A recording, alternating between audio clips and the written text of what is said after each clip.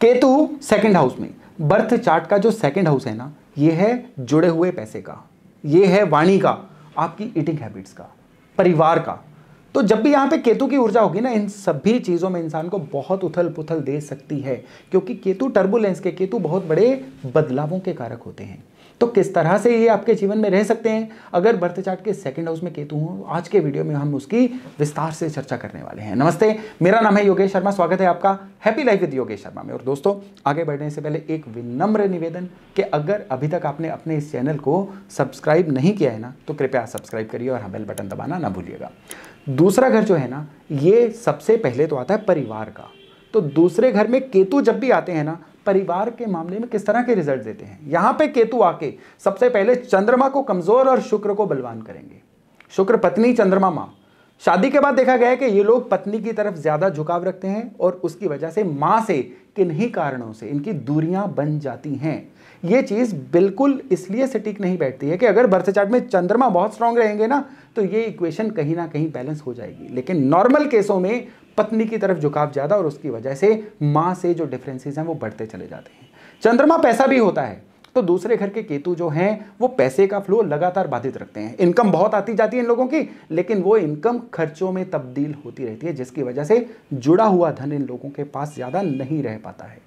ये केतु को अगर आप सही से यूज करना चाहते हैं ना, तो जितना पैसा आता जाए उसमें से कुछ हिस्सा प्रॉपर्टी में, कुछ हिस्सा गोल्ड में, कुछ हिस्सा बॉन्ड्स, डिबेंचर्स में, इस तरह से कन्वर्ट करते रहिए। जितनी लिक्विड मनी दूसरे घर के केतु वालों के पास होगी, उतना ही ये लोग जो हैं पैसे के मामले में बहुत ज़्यादा खाली खाली सा या बहुत चुका हुआ महसूस करेंगे।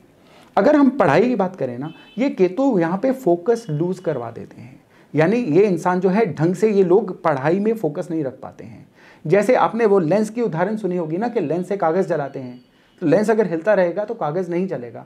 ठीक यही चीज़ इन केतु वालों के साथ होती है। इनका फोकस हिलता रहता है और उसकी वजह से जो स्टूडेंट्स हैं ना दूसरे घर के केतु वाले, वो अपना जो टैलेंट है वो नतीजों में कन्वर्ट नहीं कर पाते हैं। और अगर रही बात भाषा की, तो यहाँ के केतु वाले जो हैं एकदम से बड़ी लाउड भाषा यूज़ कर देते हैं। इनको खुद को पता ही नहीं चलता है कि कब इनके मुंह से ऐसे वर्ड्स निकल गए जो सामने वाला जो है अदरवाइज ले सकता है, और उसकी वजह से इनके सामाजिक संबंध या पारिवारिक संबंध भी जो है ना, ये बहुत ज़्यादा सफ़र हो जाते हैं।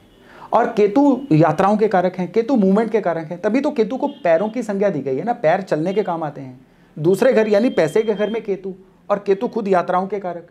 तो ये लोग अगर अपने करियर में यात्राएं करते रहें, या इनका काम कुछ ऐसा हो जिसमें टूर्स एंड ट्रेवल हो, फिर तो ये काम इनको करता है सूट और इनको जीवन में पैसा आता जाता है। लेकिन अगर ये लोग एक जगह पे बैठ के कमाना शुरू कर दें, तो फिर वो उतना पैसा नहीं कमा पाते हैं जितने टैलेंट के या जितनी हुनर के ये लोग मालिक होते हैं। तो दूसरे घर के केतु वाले अगर अपने काम में किसी भी तरह से टूरिंग या यात्राएं ऐड कर लेना, तो फिर इनके जीवन में काफ़ी ज़्यादा खुशहाली जो है आती हुई देखी गई है। दूसरे घर के केतु वाले लोग अगर नौकरी में हो, और स्पेशली सरकारी नौकरी में जहाँ पे खूब ट्रांसफर्स होती हैं, तो फिर इनका जो है सामान बंधा ही रहता है। ये ज़्यादा लंबे समय तक एक जगह पे रुक नहीं पाते हैं। यात्राएं इनके जीवन का एक अभिन्न पार्ट बन जाती हैं। अब दूसरे घर के केतु जो है ना, देखिए दूसरे घर में ऊर्जा होती है गुरु की, शुक्र की, चंद्रमा की। अब शुक्र और चंद्रमा का मैंने आपको इम्बैलेंस बता दिया था इस केतु की वजह से, लेकिन यहाँ पे बृहस्पति जो है बहुत ही इंपॉर्टेंट बन जाते हैं। अगर इस केतु पे बृहस्पति की दृष्टि होना, तो ये केतु एक सोने का अंडा देने वाली मुर्गी बन जाते हैं। अब इन लोगों को जीवन में पैसे की कमी कभी नहीं रहती है। रेगुलर इंटरवल्स पे इनके जीवन में इतने मौके आते चले जाते हैं, जिसकी वजह से ये केतु जो हैं इनको पैसा देते चले जाते हैं। अब पैसे को संभालना एक अलग इशू है, लेकिन पैसे का आना जो है ना, ये जुपिटर जो है बहुत आसानी से करवा देते हैं। दूसरे घर के केतु वालों के बारे में देखा गया है, इनकी मनोविज्ञान में बहुत रुचि होती है। जो स्टूडेंट्स हैं अभी जिनके दूसरे घर में केतु हैं और अपना करियर वो डिसाइड करना चाहते हैं ना, साइकोलॉजी, मनोविज्ञान, इस तरह की चीज़ों में ये लोग अगर आ जाएं, तो फिर ये चमत्कार कर सकते हैं, क्योंकि ये एक ऐसे कंसल्टेंट बन सकते हैं जिनका कोई तोड़ ही नहीं होगा। आप अगर कोई भी दूसरे घर का केतु वाला इंसान देखें ना, आप नोट करेंगे उसकी बातचीत का तरीका इस तरह से होता है, वो सामने वाले के मन की बातें जान लेता है। वो उसकी बातों में गहराई इतनी होती है कि सामने वाला खुद ही उसके आगे अपनी सारी समस्याएं बोल देता है। यानी ये लोग मन के डॉक्टर बहुत अच्छे से होते हैं, चाहे उसका इनके पास कोई सर्टिफिकेट डिग्री हो ना हो, लेकिन किसी के मन का इलाज करना इनसे बेहतर किसी को नहीं आता है। केतु जब भी दूसरे घर में होंगे, राहु हमेशा 8वें घर में होंगे।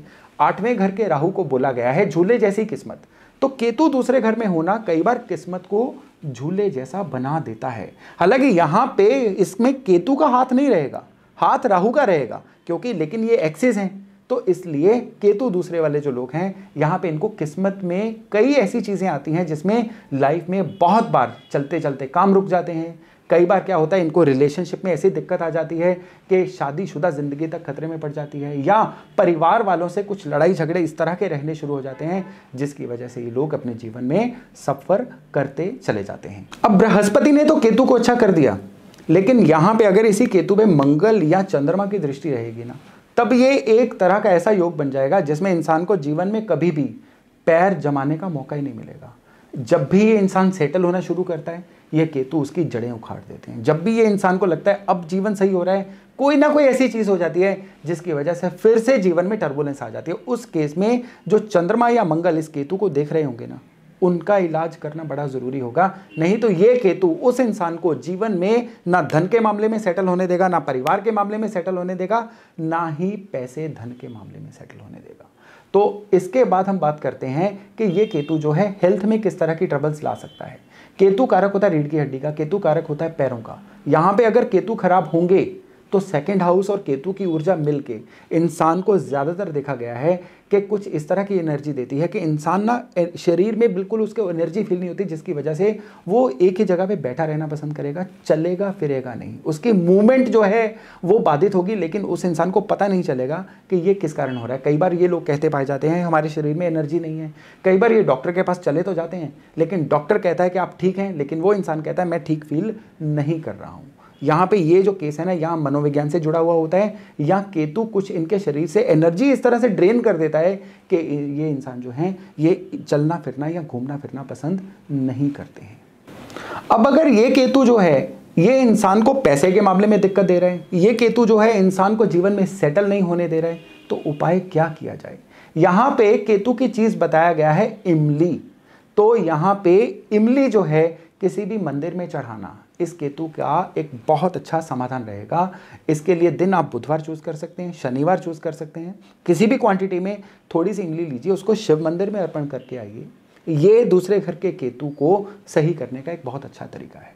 देखिए, दूसरे घर का केतु जो है ना, ये केतु खुद खट्टी चीज़ों का कारक होता है। तो दूसरे घर के केतु वाले जो लोग हैं ना, ये अपने आप में ना खूब खट्टी मीठी चीज़ों के शौकीन बन जाते हैं। ये चाट, गोलगप्पे, इस तरह की चीज़ें, या ये लोग इस तरह की कोई चीज़ें अपने लाइफ में अप्लाई करना शुरू कर देते हैं जो हेल्थ के लिए अच्छी नहीं होती हैं। यानी इनकी जो ईटिंग हैबिट्स है ना, या जंक फूड की या कुछ इस तरह की होती हैं जिसकी वजह से हेल्थ की खराबी हो।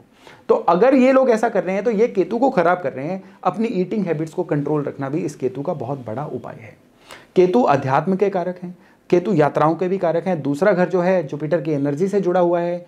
तो अगर ये लोग तीर्थ यात्रा करते रहें तो फिर ये इस केतु के लिए बहुत ही अच्छा एक समाधान रहता है।